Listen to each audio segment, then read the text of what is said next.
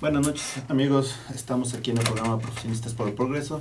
Soy Alejandro Ruiz, en ausencia del ingeniero Marco Antonio Méndez, conductor principal de este programa. Y el día de hoy voy a platicar con el ingeniero Luis Robledo Cabello sobre lo que es la gerencia del proyecto, o de proyecto, como también se le conoce. Ingeniero, gracias por estar aquí con nosotros.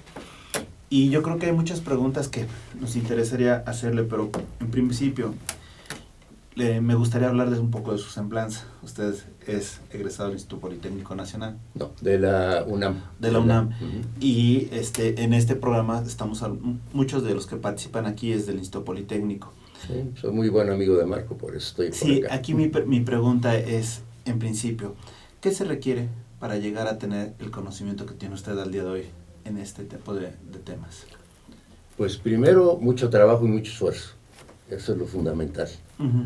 Sin trabajo y sin esfuerzo es muy difícil que en cualquier profesión, creo yo, no nada más en la ingeniería, verdaderamente pueda uno desarrollarse profesionalmente. Entonces ha sido una vida de trabajo, de esfuerzo, y voy a seguir muchos años más por ahí empujándole todavía, aprendiendo sobre todo. A usted le tocó estudiar en el UNAM y le pregunto, más o menos, ¿en qué año salió? Yo salí en 1962. 62. Y aquí otra de las cosas importantes, siempre ha habido en ese sentido, y siempre habrá de alguna manera, son mejores los de la UNAM, son los mejores los del Politécnico.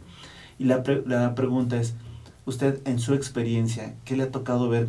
¿Cómo se ha sentido identificado con la gente de la UNAM o del Politécnico en el desarrollo de su profesión? Yo he tenido la suerte de colaborar con muchos ingenieros de la UNAM, del Politécnico, de la UAM, del Tecnológico de Monterrey, etcétera. Yo creo que en todas las universidades, desde luego hay universidades de diferentes niveles, por los presupuestos que tienen, si tienen investigación o no tienen investigación, etcétera. Pero yo creo que hay buenos alumnos, regulares alumnos y malos alumnos en todas las universidades y en el Instituto Politécnico también. En todos los lugares hay buenos, regulares y malos, o habemos. Y en ese sentido también, de alguna manera, usted, ya que está viendo ese tipo de situaciones, ¿qué le ha parecido respecto de otros ingenieros en otras partes del mundo con los cuales ustedes hayan trabajado? ¿Cómo calificaría de alguna manera la competitividad que dan las universidades mexicanas en su experiencia con las que aportan otros países? Yo considero una competitividad muy buena, pero muy, muy buena la de los ingenieros civiles mexicanos. Creo que no tenemos nada que pedirle ni a ingenieros europeos de España, de Alemania, de Estados Unidos. Eso no quiere decir que no tengamos que seguir aprendiendo de ellos y ellos de nosotros muchas cosas. Evidentemente los países desarrollados, por su gran capacidad económica, pues tienen muchos más recursos para la investigación, etcétera. Y en ese sentido es en donde tenemos que estar los ingenieros civiles mexicanos con las antenas muy abiertas para detectar todos aquellos avances de tipo científico, tecnológico, que sean aplicables a la ingeniería. Y no es necesario traer ingenieros extranjeros.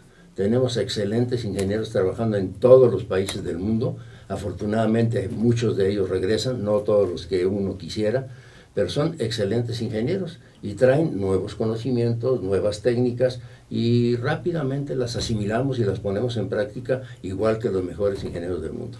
Yo quiero decirle, los mexicanos no tenemos nada que pedirle a los extranjeros, excepto en que por su desarrollo tecnológico sí es conveniente estar con las antenas abiertas para captar todo ese avance tecnológico y científico. Y respecto de, por ejemplo, Latinoamérica, ¿cómo lo siente usted? ¿Le ha tocado conocer otros proyectos donde han participado ingenieros de nuestros países, de Latinoamérica en especial? ¿Cómo los ubican los mexicanos? Bueno, se han ido reduciendo las brechas. Por ejemplo, países de Centroamérica y algunos países de Sudamérica, hace no mucho, hace 20, 30 años, enviaban a sus ingenieros profesionales recién egresados o con alguna experiencia a hacer maestrías y doctorados aquí en la UNAM o en el Politécnico, etcétera. Cada vez sucede menos eso. Son países que se están desarrollando, cada vez ellos tienen institutos de investigación, tienen ya maestrías, doctorados, etcétera. Y esa brecha, no que nosotros vayamos retrocediendo, sino que ellos, afortunadamente para sus países, también están avanzando. Igual que estamos avanzando nosotros acercándonos a otros países.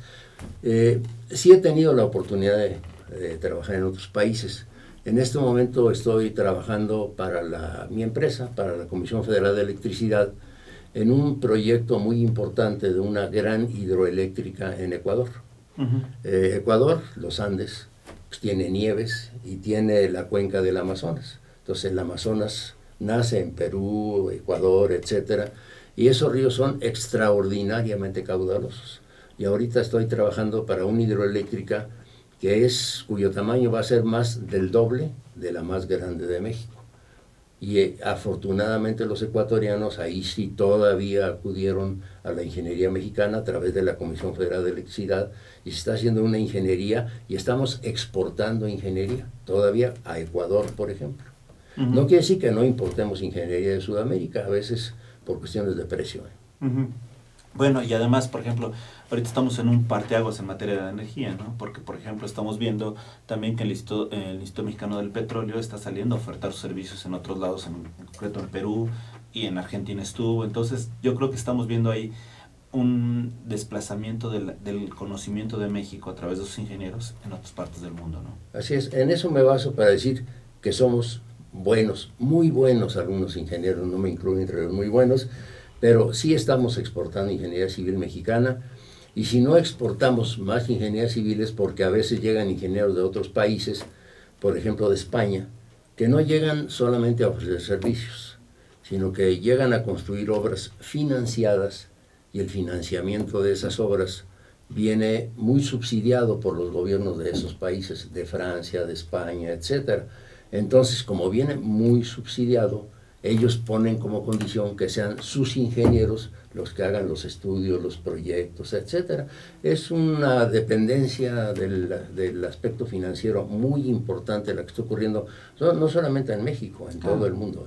Sí, además, de alguna manera, no solo te doy el servicio, sino te doy el financiamiento, pero estoy vendiendo todo Claro. Estoy vendiendo mi bloque de tecnología, de conocimientos y sobre todo de oferta de trabajo, ¿no? Sí. Y otra de las cosas, en este momento, hace algún tiempo hubo un problema de alguna manera en cuanto a que decía México debe de producir más ingenieros, debemos de producir más técnicos y todo. En ese sentido, ¿cuál sería su precisión? Totalmente de acuerdo, necesitamos más ingenieros. El hecho de que ahorita, por la situación económica mundial del petróleo, etcétera, etcétera, un poco el problema de la inseguridad en México, estemos en una etapa un poco de baja en materia de inversión, no quiere decir que vaya a durar toda la vida. Yo creo que en un plazo no muy largo, sobre todo si vamos ya no dependiendo tanto de los hidrocarburos, sino que empezamos a tener una industria de transformación mucho más sólida, mucho más competitiva. Somos altamente competitivos. Estamos en este momento pues fabricando multitud de cosas. Estamos fabricando turbinas para aviones, estamos exportando ingeniería civil. Es decir, la industria de la manufactura, por ejemplo, en materia de lo que se llama la cadena productiva de la ingeniería, si cuando uno construye una hidroeléctrica uno piensa en ingenieros, en topógrafos, en máquinas que colocan tierra, concreto, etc. Pero no nada más eso. Se requiere cemento, se requiere acero, se requieren turbinas, se requieren bombas, y esa cadena de maquinaria, equipo, cada vez se empieza a producir un poco más en México. Y tenemos capacidad para hacer todo. Simplemente mientras no haya una demanda suficiente, por ejemplo, de turbinas para las hidroeléctricas, pues es muy difícil que fabriquemos turbinas. Claro. Y las exportemos. Claro. Pero la tecnología de las turbinas no es ninguna ciencia, las podríamos fabricar en México, pero como se construyen muy pocas hidroeléctricas en México, entonces no se fabrican turbinas. Ok, vamos a hacer una pequeña pausa, pero al volver yo le preguntaría, en materia de energía, con los ingenieros que tenemos y todo, ¿qué tantos beneficios y qué tantos campos podemos explotar con esta reforma energética? Hacemos una pausa y volvemos. Sí, estamos platicando con el ingeniero Luis Robledo. Volvemos.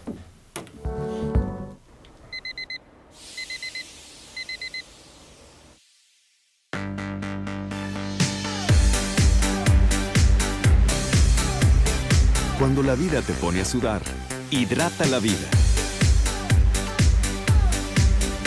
Electrolit, científicamente hidratante.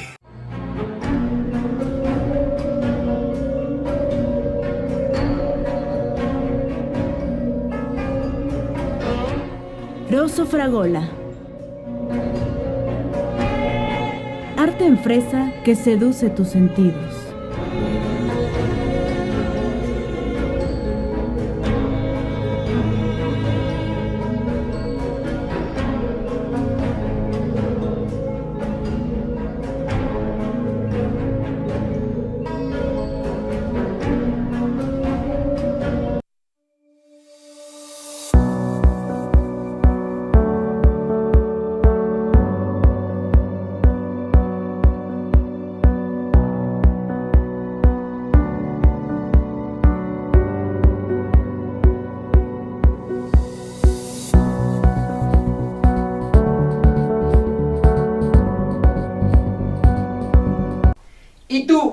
¿Conoces Astele? Astele es una televisora por internet con diferentes contenidos empresariales, emprendedores, deportivo, sociales, juveniles, infantiles. Nosotros somos Astele.tv.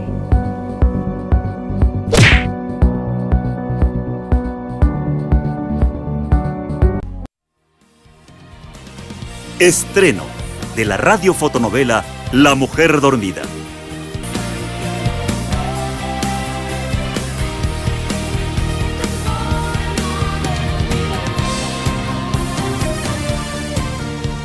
¿Será posible que una mirada transforme tu vida?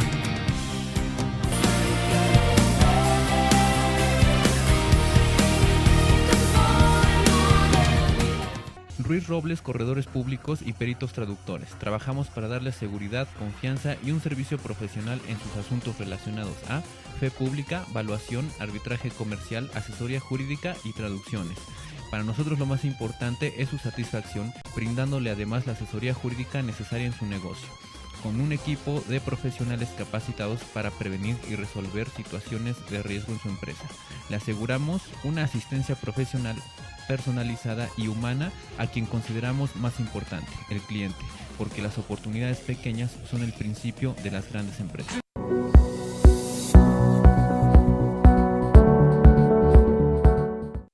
Amigos, regresamos aquí a Profesionistas por el Progreso, en ausencia del ingeniero Marco Antonio Méndez. Soy yo, Alejandro Ruiz, y estamos platicando con el ingeniero Luis Robledo Cabello respecto de lo que es la cuestión de ingeniería y la gerencia de proyectos. Antes de irnos a la pausa le preguntaba, ¿tenemos ingenieros suficientes para aprovechar todas las vetas que se están abriendo con la reforma energética? Sí, yo creo que sí. Hay algunas especialidades, por ejemplo, la perforación en aguas profundas, que definitivamente la tecnología no quiere decir que sea algo del otro mundo, pero nuevamente es una economía de escala. Y sin embargo se está formando en este momento un gran número de ingenieros mexicanos para trabajar en aguas profundas. Y le aseguro que en un plazo no muy largo podríamos ser autosuficientes en ingenieros. En ingenieros. El capital para plataformas, para toda la ductería submarina, eso es lo que le decía hace un rato, el capital manda. En un momento dado pueden contratar una gran masa de ingenieros mexicanos de todas las petroleros, civiles, mecánicos, electricistas, etcétera, ambientalistas, pero independientemente de eso, la élite, es decir, los que mandan van a ser ingenieros extranjeros que vienen vinculados con el capital, vienen vinculados con el financiamiento. Ahora bien, ya hablando un poquito más del tema en concreto, ¿qué tan importante es la gerencia de proyectos al desarrollar una obra, una infraestructura importante, al desarrollar cualquier tipo de proyecto de ingeniería civil? Me gustaría hacer una muy breve historia de qué es la gerencia de proyecto. La gerencia de proyecto en sí como concepto no es nada novedoso, es algo que tiene muchísimos años. Por decirle algo, la bomba atómica, Hiroshima, Nagasaki, cuando se presentó el proyecto Manhattan, era un gran secreto y tenían que trabajar muy organizadamente fabricando una multitud de cosas en muchísimos lugares de Estados Unidos, no ahí dentro del proyecto Manhattan. Por ejemplo, la energía hidroeléctrica. Requerían una gran cantidad de energía para la desintegración del átomo. Entonces lo que hicieron fue desarrollar un proyecto disfrazado de hidroelectricidad y riego, que se llamó el proyecto del Valle del Tennessee. Sí, efectivamente abrieron cientos de miles de hectáreas, hicieron algunas hidroeléctricas, etcétera, poblaciones completas, pero el objetivo era fundamentalmente producir electricidad para fabricar la bomba atómica. Eso requirió una gran organización y un gran control de miles de actividades que estaban dispersas. En sí, ese es un proceso que ahora se le llama, ya con el nuevo bautizo, rebautizó al niño, gerencia de proyecto. El primer hombre en la luna fue exactamente lo mismo. Se fabricaban en muchísimas, eso no era secreto, pero se fabricaban en muchísimas partes los cohetes, los transbordadores, etcétera, etcétera, los trajes espaciales, y también requirió una organización y un control de lugares muy dispersos en Estados Unidos y luego todo llegaba y se armaba en un lugar, Cabo Cañaveral, y ahí salían los vuelos espaciales. Eso así en forma muy sintética son las primeras grandes experiencias de la gerencia de proyecto. La gerencia de proyecto se puede aplicar, por ejemplo, en un laboratorio. Usted quiere poner un laboratorio de medicina y tiene que organizarse para ver qué productos va a hacer, cuáles son las medicinas que más le convienen, cuál es su mercado, en dónde lo va a poner, dónde va a obtener la materia prima, etcétera, etcétera. Toda esa organización y llevar el control de todos los pasos, eso es lo que se llama gerencia de proyecto. En materia de ingeniería civil, para ya aterrizar un poquito en materia de ingeniería civil, el aeropuerto actual, que se está iniciando su construcción, tiene una gerencia de proyecto. Tiene una gerencia de proyecto que es una empresa extranjera porque se consideró que se requería una gran experiencia de una empresa extranjera en aeropuertos, lo cual es cierto, pero pudo haber sido una sociedad entre una empresa extranjera y una o varias empresas mexicanas que las quisieran la gerencia de proyecto del aeropuerto. Ese aeropuerto requiere de una gerencia de proyectos porque también son miles de actividades dispersas que se tienen que coordinar, controlar, vigilar muy estrictamente para cumplir el objetivo de terminar un aeropuerto a tiempo, con un costo razonablemente parecido al previsto y con una buena calidad, que son los 3 objetivos fundamentales de la gerencia de proyecto. Que digo, puede ser un laboratorio, puede ser un aeropuerto, es vigilar, controlar y lograr que se termine a tiempo en costo y calidad. O sea, es una función realmente importante, pero esa gerencia es administración, es un parte de liderazgo, sí, y es un parte de concatenar todas las sumas de los esfuerzos en aras de un fin común y, reitero, eso requiere un conocimiento del todo. Así es. Si me permite poner unos ejemplos, a lo mejor nos está viendo algún ingeniero o algún estudiante de ingeniería. A mí me gusta mucho dirigir estos mensajes a los muchachos, a los jóvenes, por la experiencia que va uno adquiriendo. Cuando uno va a construir, por ejemplo, una carretera, uno tiene que hacer estudios básicos de ingeniería. Pues primero, ya que se decide de dónde a dónde va la carretera, por dónde va a pasar, etcétera, etcétera, entonces lo primero es tener una topografía. Enseguida tener estudios geotécnicos, o sea, los suelos donde va a pasar la carretera. Un mal ejemplo de eso, por ejemplo, es la carretera del Sol.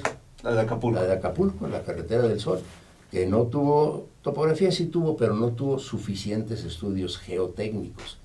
Entonces, gran parte de esos deslizamientos de taludes, caídas de piedra, etcétera, etcétera, es porque no se hizo una buena geotecnia. Ahora, ¿cómo se hace una buena geotecnia con gerencia de proyecto? Es muy sencillo. Vamos a definir primero qué es lo que tenemos que hacer.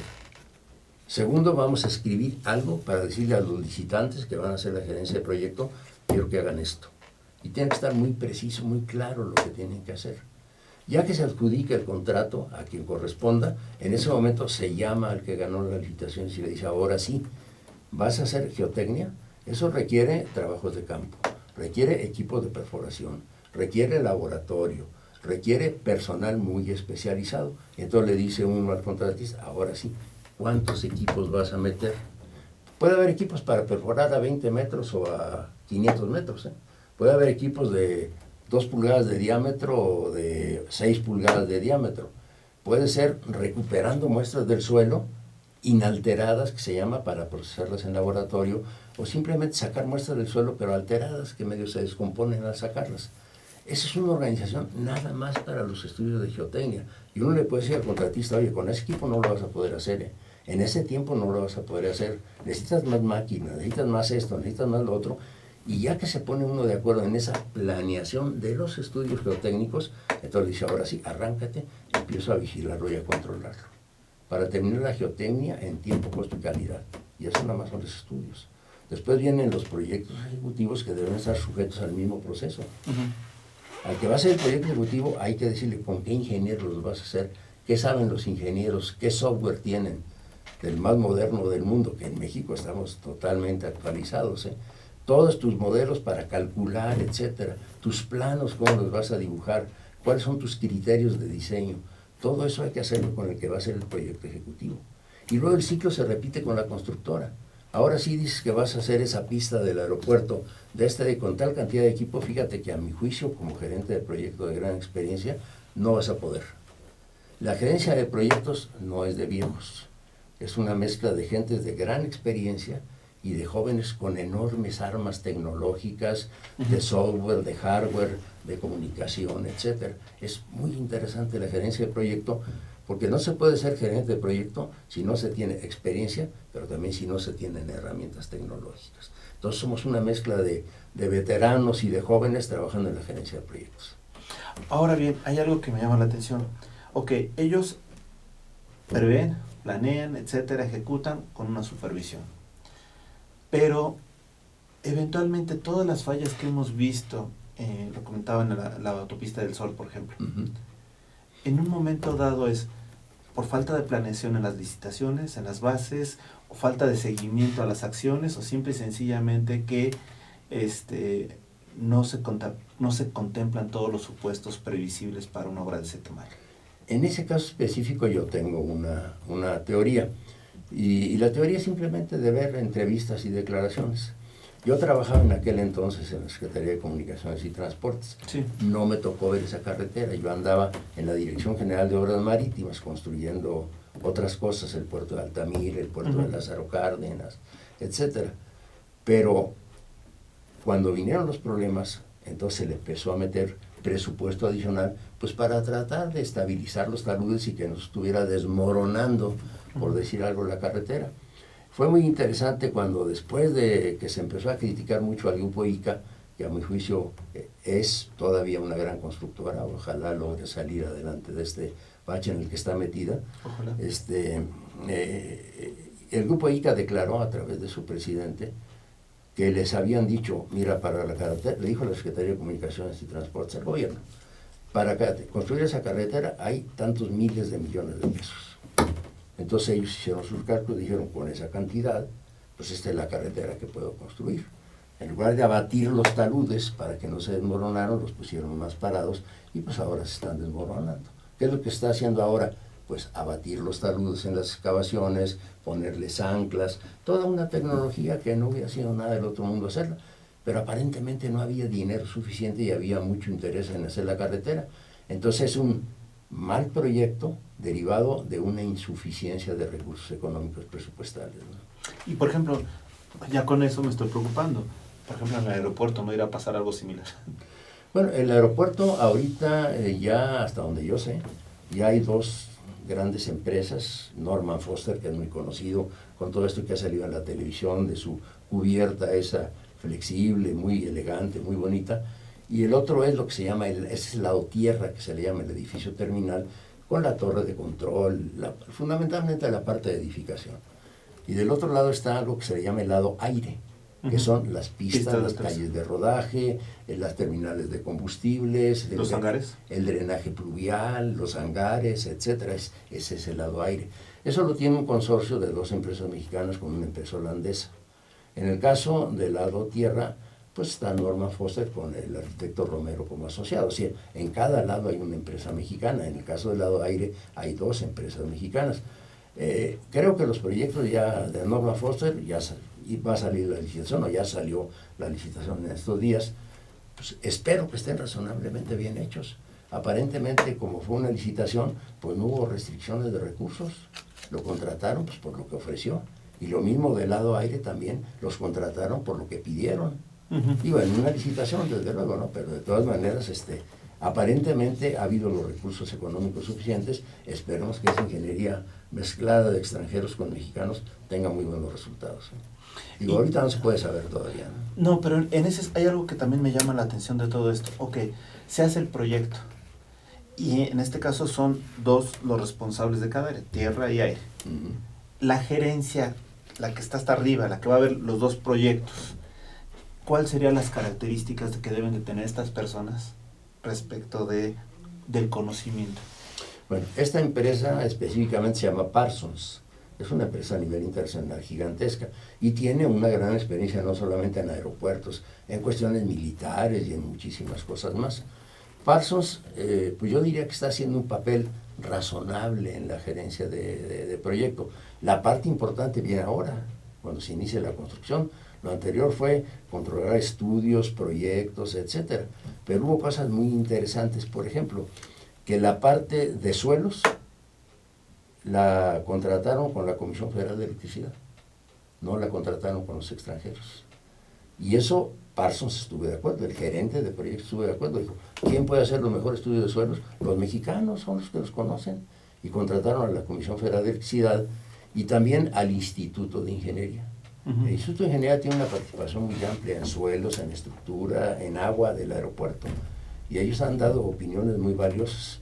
Yo hice para el grupo aeroportuario una ingeniería conceptual del drenaje pluvial.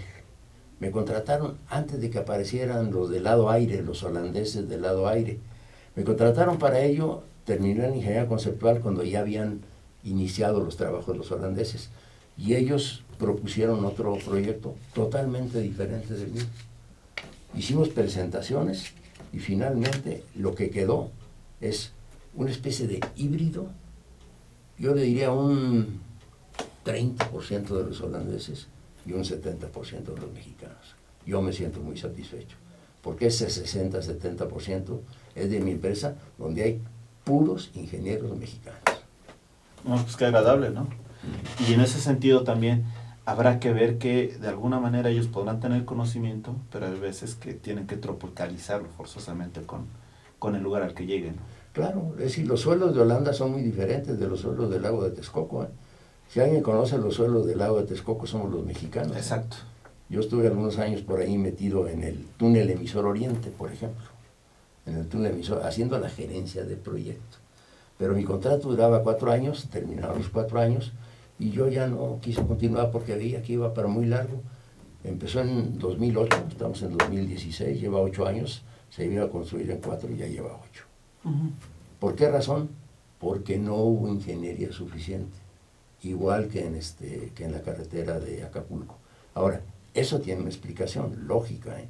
No es una crítica la que estoy haciendo. En aquel entonces, un muchacho que ahora trabaja conmigo, joven ingeniero, hidráulico, ustedes conocen el túnel emisor central, el que se construyó allá del drenaje profundo hace 40 años, casi 50 años. Y fue y estuvo midiendo el agua que salía. Debían salir del orden cuando menos 150 metros cúbicos por segundo, y de preferencia 200, y estaban saliendo menos de 100. Entonces empezaron las preocupaciones y las teorías. Bueno, ¿qué? Echarían un minibús allá dentro del túnel, se desplomó el túnel en un tramo, ¿qué está pasando, no? Y no había manera porque los 365 días del año, sí, las 24 horas del día, llevaba aguas negras o mixtas, de lluvia con negras. Y se despiden gases y la gente no puede entrar. Entonces hubo que hacer una serie de plantas de bombeo y desviar el agua por el Gran Canal para poder secar el emisor central y revisarlo. Pero en ese entonces la ingeniería civil mexicana estaba muy preocupada y le dijo al presidente de la República: señor, si ese túnel se colapsa, el agua en el Zócalo va a subir 7 metros. ¡Wow! Sí, con estudios. No era teoría, con estudios.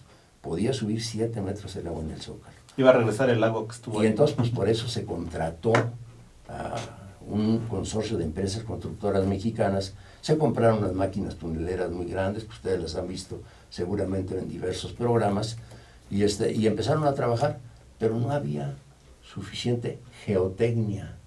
Los suelos no se habían estudiado. Y resulta que las máquinas, en lugar de tener rendimientos de avance de 18 metros por día, tenían 6 metros por día, 7 metros por día, porque las máquinas no eran adecuadas totalmente para esos suelos. Entonces ahí sí hay una especie de, no justificación, pero explicación. Es decir, la gran preocupación de una inundación catastrófica que había que desalojar a 5 millones de personas de esta ciudad en menos de una semana, eso no es posible en el mundo. Dijeron, vamos a hacer, compramos las máquinas y empezamos a hacer el túnel. Y así se empezó. Esa es la razón. Vamos a hacer una pequeña pausa y yo le pregunto, antes de irnos, usted que conoce tantas obras, ¿cuál sería el ejemplo para usted de una obra perfectamente, o bueno, si no perfectamente, deseablemente, que haya alcanzado deseablemente el éxito de gerencia de proyectos? No me responda, hacemos una pequeña pausa y regresamos. Gracias.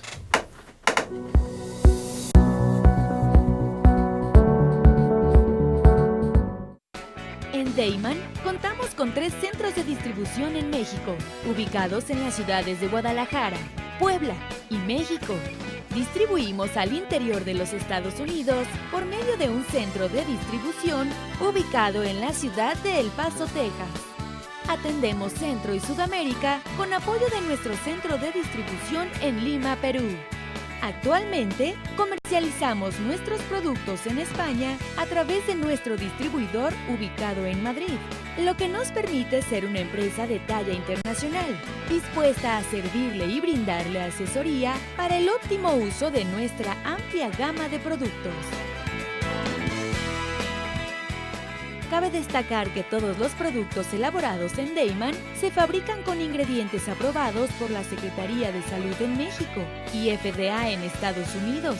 Contamos con capacidades operativas, certificados kosher, programas de buenas prácticas de manufactura, controles de saneamiento, sistema de atención a quejas y reclamaciones, seguridad industrial, auditorías internas y un programa de trazabilidad y recuperación de producto. Deiman, proveedores de color y sabor por excelencia. ¿Y tú, conoces Astele? Astele es una televisora por internet con diferentes contenidos empresariales, emprendedores, deportivo, sociales, juveniles, infantiles. Nosotros somos Astele.tv.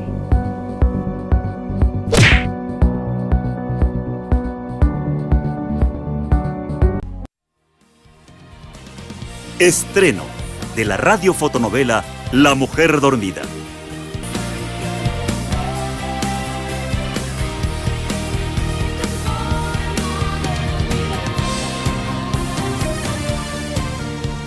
¿Será posible que una mirada transforme tu vida?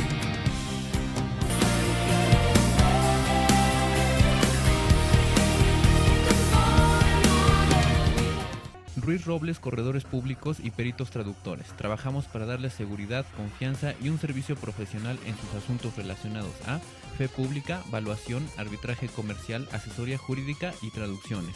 Para nosotros lo más importante es su satisfacción, brindándole además la asesoría jurídica necesaria en su negocio, con un equipo de profesionales capacitados para prevenir y resolver situaciones de riesgo en su empresa. Le aseguramos una asistencia profesional personalizada y humana a quien consideramos más importante, el cliente, porque las oportunidades pequeñas son el principio de las grandes empresas.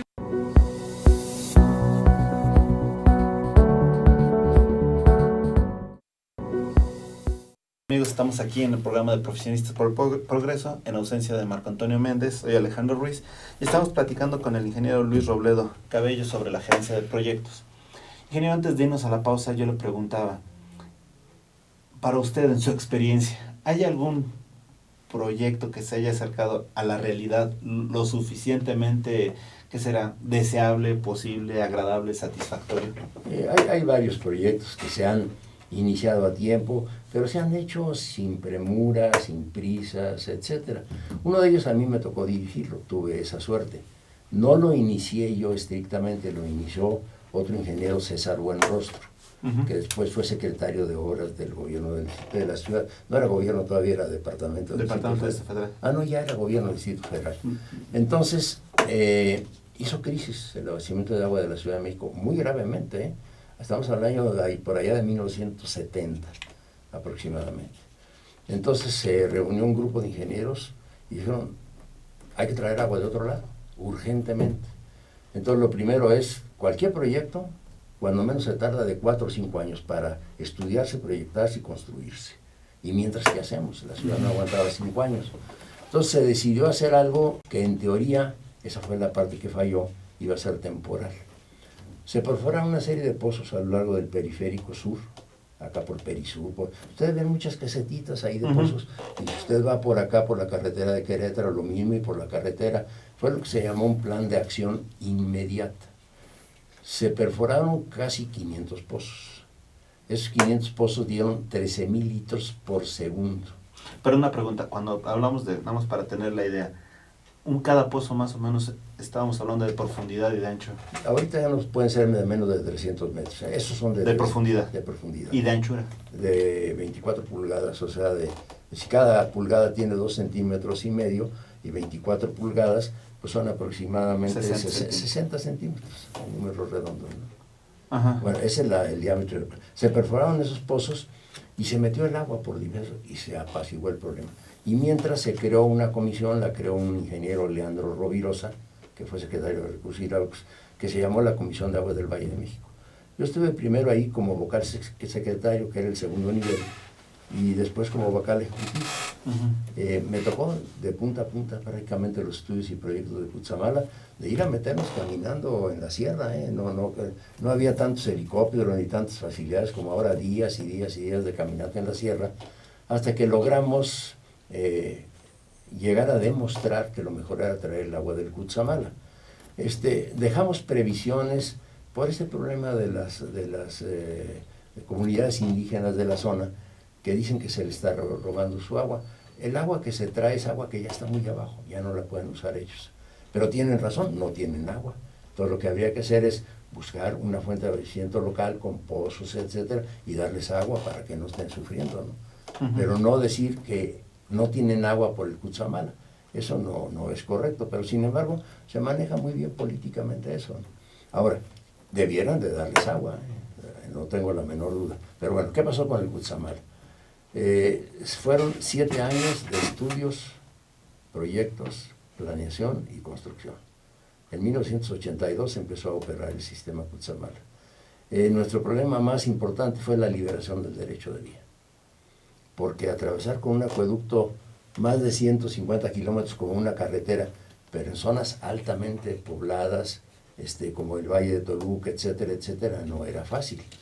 Y entonces, aunque se pagó con mucho cuidado toda la tierra y los bienes distintos a la tierra, de todas maneras, sí, en varias ocasiones los ejidatarios nos pararon la obra.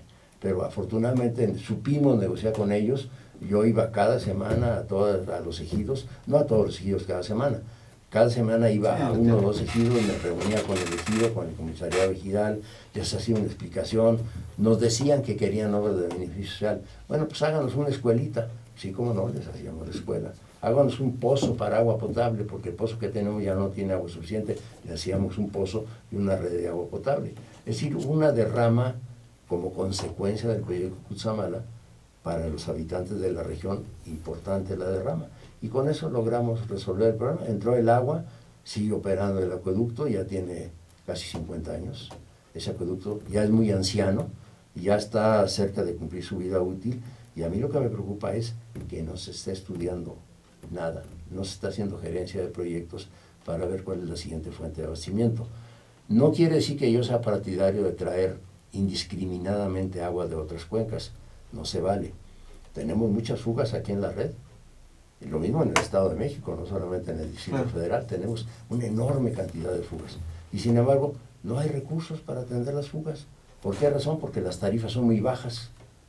Y políticamente y socialmente se dice, no puedo subir mucho las tarifas, porque si las subo, pues voy a tener un problema social fuerte, la gente no va a querer pagar el agua. Faltan muchísimos medidores en la ciudad, de toda la gente desperdicia el agua por no medírsela y no cobrársela. Nadie desperdicia la energía eléctrica, porque el recibito de la energía eléctrica se mide y llega puntual. Entonces hay mucho que aprender del sector eléctrico en el sector agua. Y el proyecto Cutzamala fue un proyecto razonablemente bien llevado. Ahorita debería estar estudiando algo en ese sentido. Además de hacer recarga con agua de lluvia, recarga con aguas residuales tratadas, los ingenieros sabemos qué es lo que tenemos que hacer. Yo mañana participo en el Colegio de Ingenieros Civiles de México en un comité del agua que preside un excelente ingeniero, el ingeniero Oscar Vega Roldán, y hay un coordinador por cada uno de los comités del agua, el de riego, el de hidroelectricidad. A mí me tocó el comité del agua del Valle de México. Entonces mañana vamos a tener una reunión porque vamos a diseñar una estrategia como ingenieros, no como empresas. Aquí no se trata de negocios, sino ingeniería químicamente pura. Vamos a ver qué podemos hacer para recomendarle al gobierno una estrategia para resolver esto, porque no se resuelve en un año. Es una estrategia de 25 o 30 años. Ingeniero, ¿y qué tan viable son esas propuestas que se hacen al gobierno? Bueno, no por el lado de ustedes, técnico, me parece que deben ser perfectas, pero por el otro lado de las voluntades políticas para tomar estas decisiones, de implementarlas o no. Bueno, a mí me consta, lo viví en algún caso en Sonora, cuando trabajaba yo en agua potable, en recursos hidráulicos, en donde un gobernador en campaña ofreció que durante sus 6 años no aumentaría hasta las tarifas de agua potable, y las cumplió. No aumentó las tarifas, pero todos los servicios del Estado de Sonora empezaron a deteriorarse. Si se politiza a ese nivel, porque eso sí es política en el mal sentido de la palabra, una política negativa, sí, tratar de ganar votos ofreciendo lo que la gente desearía que ocurriera. Pero hay cosas que no debieran hacerse, como esa que le estoy comentando. Ofrecer que las tarifas no van a aumentar para quedar bien y buscar votos.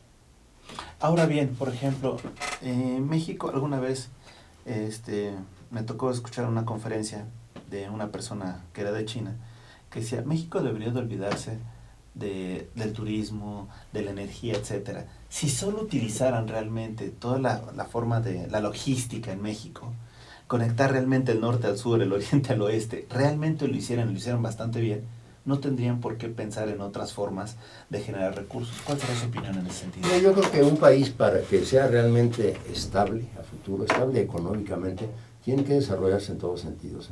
Sí, de acuerdo. Desde luego, sería un grave error nada más depender del turismo, como fue un grave error depender tanto del petróleo, ¿no? Sería un grave error. Depender del turismo también, pero de ninguna manera podemos renunciar al turismo. Es un gran generador de empleos. Tal vez los grandes negocios ya están vinculados con las cadenas que traen a los turistas y se los llevan, y en realidad lo que pagan, lo pagan en el extranjero, pero cuando menos se genera empleos durante la construcción de los hoteles, etcétera, etcétera, campos de golf, todo lo que usted quiera, carreteras, aeropuertos, y además hay empleos permanentes para la gente de la zona. Digo, uno llega, me permite que le platique una anécdota. Por favor, adelante. Estaba yo en recursos hidráulicos y de pronto me dijeron, oye, ¿has oído hablar de Cancún? No, ¿qué es eso? Ah, no, pues va a ser un gran desarrollo turístico. Pero fíjate que hay que localizar la fuente de abastecimiento de agua potable para Cancún. Y me pusieron en un avión y me mandaron, no a Cancún, a Mérida, porque en Cancún, yo llegué a Cancún, vi aquello, y me dijeron, me enseñaron unas láminas muy bonitas, hacia colores y todo. Aquí va a haber una ciudad de servicios con 60,000 gentes, y aquí tantos hoteles. Y yo, había un mosquerío espantoso, espantoso, un calor terrible, era selva. No se veía nada de lo que existe ahora. Entonces yo les dije, miren, si aquí llega a haber probablemente unos 15,000 habitantes en 30 años sería mucho. Reconozco que me equivoqué brutalmente. Aquello es un emporio, es verdaderamente una manera de vivir muy importante, no solamente para la gente de la región, sino que ha habido un fenómeno migratorio a Cancún muy importante. Y yo me equivoqué, como ves, hay que reconocer cuando uno mete la pata. Yo dije, bueno, les voy a localizar, y se la localicé la fuente. Bueno, ahora esa fuente de abastecimiento de agua potable es 10 veces, 15 veces más grande que la que yo localicé, por lo que ha crecido Cancún y toda la Riviera Maya. Entonces los ingenieros nos equivocamos, cuando menos, también no solamente en las obras, sino en nuestra visión de planeación. Yo no tenía esa visión de que se iba a limpiar aquello, iba a desaparecer la selva, se iban a controlar bastante los mosquitos, etcétera, etcétera. Y pues ahora el lugar, Cancún es uno de los lugares a donde más a la Riviera Maya es a donde me gusta ir. Claro. Y ahora otra pregunta. Dentro de su vida profesional, ¿se ha vinculado con otras materias o con otras profesiones? Sí. ¿Con cuál se le ha complicado más compartir, convivir? ¿Abogados, médicos? Así como complicación, con ninguno. ¿No? Con ninguno. Por ejemplo, cuando estuve en agua potable tuve mucho que ver con médicos, por la calidad del agua y los problemas de salud que acarrea un buen sistema de agua potable, y que la gente tuviera, si no excusados, letrinas cuando menos, para que no estuvieran defecando al aire libre, etcétera. Me entendí muy bien con los médicos. Los abogados me han ayudado mucho en la liberación de los derechos de vía, etcétera, etcétera. Yo diría que no como profesiones, sino como procedimientos. Usted le podría poner un mejor calificativo. A mí me preocupa que la Ley de Obras Públicas y Servicios relacionados con las mismas y la Ley de Responsabilidad de los Funcionarios Públicos son unas leyes que tienen aterrorizada a la ingeniería mexicana. Ya nadie quiere trabajar en el gobierno, porque un error que cometa, no que sea corrupto, como ingeniero, sino que cometa un error y hay un daño patrimonial y se van contra él en lo personal. Entonces, esas leyes son las que a mí me preocupan, no los abogados, las leyes. Y entiendo que todo eso es el resultado de una preocupación de que hay corrupción en México. Yo participo en el Consejo de Ética del Colegio de Ingenieros Civiles de México. Somos 7 solamente los miembros del Consejo de Ética. Y ahí hemos comentado mucho esto y decíamos, bueno, realmente los ingenieros civiles como profesionales dan mordidas, hay corrupción, y llegamos a la conclusión, los que le dan son las empresas, Claro. son los que tienen el dinero. Sí, perfecto, ingeniero. Pues la verdad, le agradecemos mucho esta plática. Es interesante contar con esta visión que realmente no se nos había ocurrido, o no es parte de nuestro bagaje cultural del día a día, ¿no? Es rico platicar con usted, y yo nada más para despedirnos y agradecer que haya la gente que nos está siguiendo, le pregunto, México de alguna manera ya se desarrolló, está creciendo, al día de hoy tiene deficiencias y tiene algunas áreas de oportunidad. Para usted, desde su punto de vista, ¿cuál sería el área de oportunidad de los ingenieros ahora mexicanos en algún campo en específico? Yo creo que hay 2 grandes áreas. Primero, la planeación. Un país que no tiene planeación no se desarrolla. Hay un Plan Nacional de Desarrollo que si uno lo lee, pues para mí no es un plan, no es un plan. Yo quisiera que hubiera un plan de desarrollo industrial, un plan de desarrollo urbano, un plan de desarrollo agrícola, etcétera, etcétera. Entonces, planeación es el número 1. Y lo demás, en todos los sectores del país hay oportunidad, no nada más en el sector público, sino en el sector privado también hay grandes oportunidades de desarrollo para los jóvenes ingenieros civiles mexicanos. Por eso me gusta charlar sobre esto, porque a mí espero que con este rollo que me acabo de echar, verdaderamente les haya ayudado un poquito a entender que si eligieron esta profesión, no se equivocaron. Le agradezco mucho, ingeniero. Pues la verdad, nada más les agradecemos a ustedes, y sobre todo agradezco al ingeniero Marco Antonio Méndez que me haya dado oportunidad de platicar el día de hoy con el ingeniero Luis Robledo. Gracias, Marco, por estar aquí. Gusto de saludarte, buenos días. Y Y nada más nos resta darle un reconocimiento por su brillante participación. Señor Luis Robledo, en ese programa, agradecemos tu presencia. Muchas gracias. Sabemos que lo convertido aquí es de mucha experiencia y de mucha calidad de ingeniería. Estábamos comentando muy brevemente, preguntaba si era egresado del Politécnico, y no, soy de la UNAM. Exactamente. Dije, adelante, perdón. Sí, adelante. todo el tiempo todo el lado, conferencias, pláticas, ¿Se gusta etcétera. tomar asiento? No, aquí me quedo para ahí. Bueno. No Sí. me veo. Sí. He dado pláticas, conferencias en multitud de ocasiones en el Instituto Politécnico Nacional. Así es, efectivamente. Es que me da mucho gusto. No, además es un gran participar. gremialista, un ingeniero de mucha calidad, participando en el aeropuerto de la Ciudad de México, en la obra hidráulica. O sea, es un ingeniero de primera, lástima que tuvimos ahí un percance para no platicar, pero podemos tener otra cita Cuando gustan, a mí me encanta. para tener otros aspectos. Bueno, pues muchas gracias, Alejandro, por esto, y les agradecemos nuevamente su participación. Muy Gracias. amable. Hasta la próxima.